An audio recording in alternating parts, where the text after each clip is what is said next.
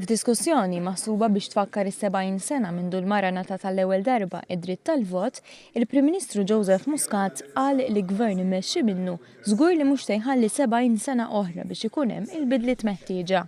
Wa kienet jitkellem f'kuntest tal-għażla li jiddaħħlu l-kwoti li l-poplu vvota liha 5 xhur ilu u tenna l-impenn tal-gvern biex iwettaq din il-bidla, possibilment f'din il-leġislatura. Il-mexxej Laburista tkellem ukoll dwar l-irwol tal-mara fl-ekonomija u nnota żieda bla preċedent fin-numru ta' nisa li daħlu fid-dinja tax-xogħol fl-aħħar snin. Filwaqt li f'Marzu tal-2013 kien hemm 55,000 mara b'impjeg full-time, f'Marzu ta' din is-sena dawn iżdiedu għal 70,000. In-nisa part-time imbagħad minn 18,000 f'Marzu tal-2013 f'erba' snin żdiedu għal 20,000.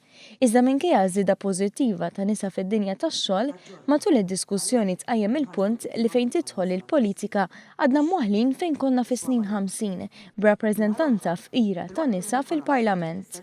Skont l-akademika Carmen Sammut, dik tal-kwoti għandha tkun miżura temporanja. Tkun miżura temporanja għaliex imbagħad meta jibda jkun hemm aktar nisa awtomatikament jibdew jidħlu nisa oħra, jibda jkun hemm aktar role models, jibda jkun hemm l-opinjonijiet ta' nisa forsi jingħataw aktar valur, jibda jkollok mentorship u affarijiet oħra bħal dawn. F'diskussjoni interessanti mżewqa bis-semt akademiċi u politiċi kienu rikonoxxuti l-problemi li għadhom qed jostakollaw lin-nisa milli jkunu fit-tmexxija tal-pajjiż.